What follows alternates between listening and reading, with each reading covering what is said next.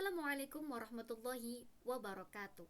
Halo teman-teman semua, perkenalkan saya Ikri Nuraini. Dan hari ini kita akan ngobrolin tentang salah satu metode penelitian yang jujur ya, terdengar simple tapi kalau dipahami dengan benar sebenarnya tuh powerful banget, yaitu retrospective study. Ya, benar, retrospective study. Oke. Jadi sebelum kita bahas panjang lebar, kita mulai dulu dari pertanyaannya.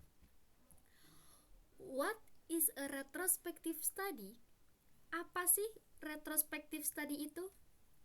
Bayangin gini, kamu lagi nonton film detektif, tapi detektifnya bukan nyari bukti di tempat kejadian sekarang, melainkan buka-buka arsip kasus lama. Dia nyari pola, nyocokin data, dan akhirnya bikin kesimpulan. Oh, pelakunya ternyata ini. Nah, itu gambaran gampangnya retrospective study. Secara definisi, retrospective study itu metode penelitian observasional, di mana peneliti menganalisis data yang sudah dikumpulkan sebelumnya, bukan data yang baru dikumpulin tapi data lama. Tujuannya apa? Untuk mencari hubungan antara paparan tertentu di masa lalu dengan hasil yang sudah terjadi sekarang.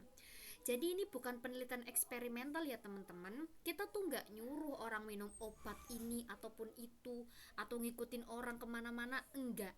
Tapi kita kayak mengintip ke belakang, melihat data yang sudah ada. Metode ini juga sering banget dipakai di epidemiologi, kedokteran, dan ilmu sosial. Apalagi kalau yang diteliti adalah penyakit langka atau efek samping jangka panjang. Nah, gimana sih cara kerjanya? Sederhana, kita ambil data historis, misalnya rekam medis, arsip rumah sakit, atau database penelitian lama. Terus kita analisis, kita gali, dan akhirnya kita tarik kesimpulan. Bayangin kayak nyari tahu, apakah orang yang rutin minum soda 10 tahun lalu sekarang lebih banyak yang kena diabetes? Kita nggak tanya mereka sekarang, kita buka data mereka dulu, terus lihat apa yang terjadi hari ini.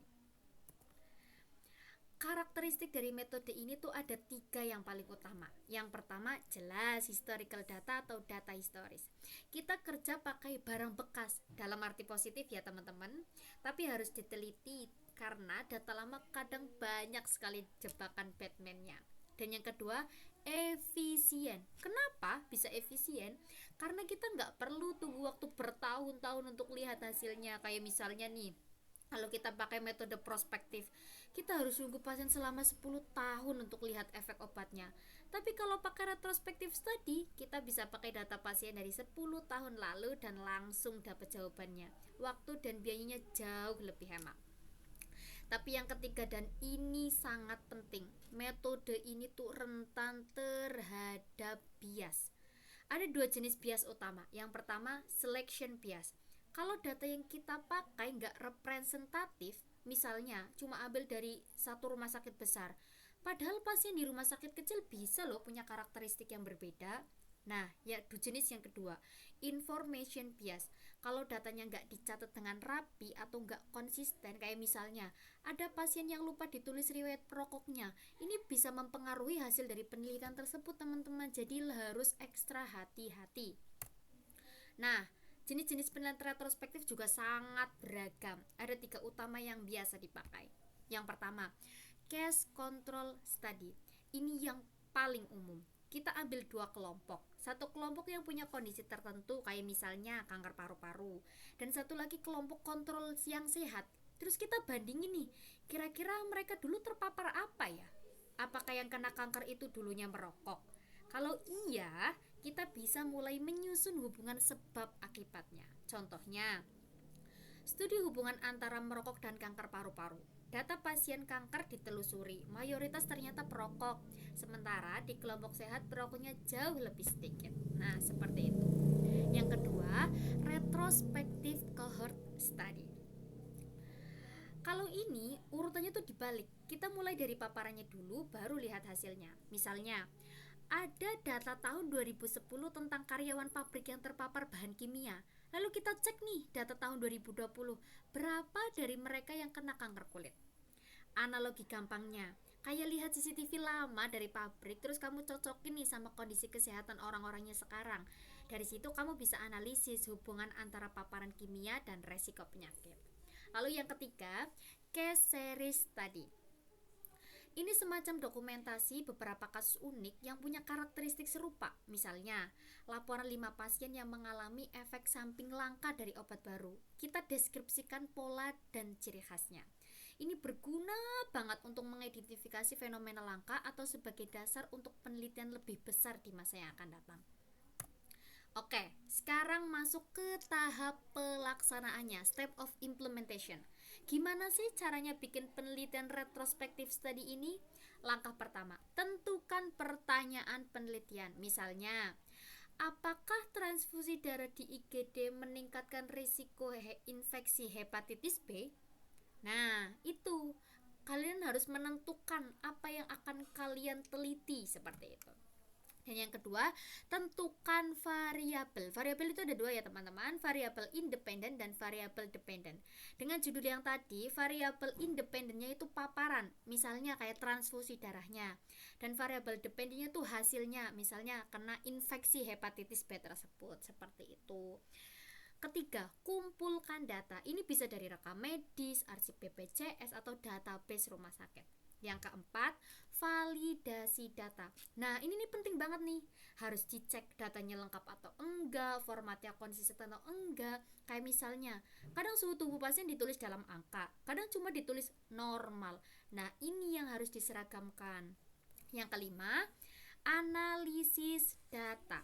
Biasanya pakai statistik seperti chi-square, regresi logistik, atau odds ratio. Tujuannya untuk lihat apakah hubungan antara 2 variabel itu signifikan atau hanya kebetulan.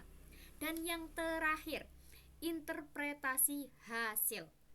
Tapi ingat ya, korelasi nggak selalu berarti kausalitas. Misalnya, orang yang bawa payung lebih sering kena hujan, tapi kan bukan berarti payung bikin hujan kan teman-teman. Sama kayak penelitian, kita harus hati-hati dalam menarik kesimpulan. Kita lanjut ke bagian kelebihan dan kekurangan metode penelitian retrospektif study. Kita bahas dulu yang kelebihannya ya teman-teman. Yang pertama, cepat dan murah. Karena datanya sudah ada, kita tuh nggak perlu menunggu atau melakukan pengumpulan baru. Ini cocok banget buat skripsi dan dengan waktu terbatas. Jadi kalau teman-teman mau nyusun skripsi tapi waktunya sangat terbatas, aku saranin pakai metode penelitian ini. Syaratnya datanya sudah ada ya teman-teman. Yang kedua, cocok untuk kondisi langka atau kejadian masa lalu. Misalnya, penyakit langka yang tidak bisa diteliti secara langsung karena kasusnya itu sangat sedikit atau karena sudah terjadi beberapa tahun lalu. Nah, seperti itu untuk kelebihan dari metode penelitian retrospektif study. Kita langsung lanjut aja ke kekurangannya. Yang pertama, rentan terhadap bias. 2 jenis bias itu yang tadi, bias seleksi dan bias informasi, itu rentan banget terhadap bias ya teman-teman. Yang kedua itu nggak bisa kontrol semua variabel pengganggu atau confounding variables. Misalnya, pasien yang merokok mungkin juga punya pola makan tidak sehat atau bekerja di lingkungan berpolusi. Tapi karena datanya terbatas, kita tuh nggak tahu itu akhirnya hubungan yang terlihat tuh bisa salah arah. Bayangin aja, kamu tuh lagi masak nasi goreng tapi bumbu yang kamu punya tuh udah hilang setengah. Rasanya bisa enak, juga bisa jadi zonk. Nah, retrospektif study tuh kayak gitu. Bisa dapat hasil bagus kalau bahan datanya bagus, tapi juga bisa misleading kalau datanya bolong-bolong. Kita lanjut aja, kita lihat contoh penelitiannya. Ada satu skrip yang menarik banget ya teman-teman dengan judul A Retrospective Study to Determine the Relationship Between Selected Hemocomponent Ultrafiltration and Body Temperature. Penelitian ini menggunakan data medis yang sudah ada untuk melihat hubungan antara komponen darah tertentu, proses ultrafiltrasi, dan perubahan suhu tubuh pasien. Jadi, tanpa harus mengambil data baru atau eksperimen langsung, peneliti bisa menarik kesimpulan hanya dari analisis data lama yang sudah tersedia. Ini sangat efektif ya teman-teman di bidang keperawatan atau medis di mana banyak data yang sudah terdokumentasi. Tentunya, saya menyusun materi ini tuh juga menggunakan referensi yang terpercaya dan akademik ya teman-teman, antara lain buku nih. Saya mengambil buku dari Hendrik P. dan Grisenauer. bahasanya gimana lah, intinya begitu ya teman-teman. Tahun 2009 dengan judul A Guide to the Scientific Career. Saya juga mengambil buku dari JAP V 2006, judulnya Retrospective Study dalam The Sage Dictionary of Social Research Methods. Saya juga ambil skripsi dan disertasi ini ada dari Dan Saigar dan Maulida, lulusan Universitas Indonesia nih teman-teman. Yang semua ini menggunakan pendekatan retrospective study. Kalau teman-teman mau mendalami lebih lanjut atau butuh inspirasi buat topik skripsi, referensi ini tuh sangat bisa dijadikan acuan dan semuanya bisa diakses secara online. Nah, langsung lanjut aja ke conclusion atau kesimpulan. Sebagai kesimpulan, retrospective study itu metode yang sangat berguna terutama kalau kita tuh terbatas waktu, dana, atau perlu meneliti kejadian yang sudah lama berlalu. Tapi seperti pedang bermata dua, metode ini tuh perlu kehati-hatian tingkat tinggi atau level maksimal. Salah milih data aja atau salah interpretasi bisa bikin kesimpulannya tuh melenceng jauh. Jadi, kalau kamu tertarik bikin skripsi dengan data yang sudah ada, retrospective study ini bisa jadi pilihannya. Tapi pastikan ya, datanya valid, lengkap, dan kamu paham apa yang kamu cari. Oke, sekian presentasi dari saya. Tapi terima kasih juga buat teman-teman yang sudah nyimak. Semoga penjelasannya bisa bikin kalian tuh jadi lebih paham dan mungkin terinspirasi pakai metode ini untuk riset kalian sendiri. Ubur-ubur ikan lele, tunggu next video le.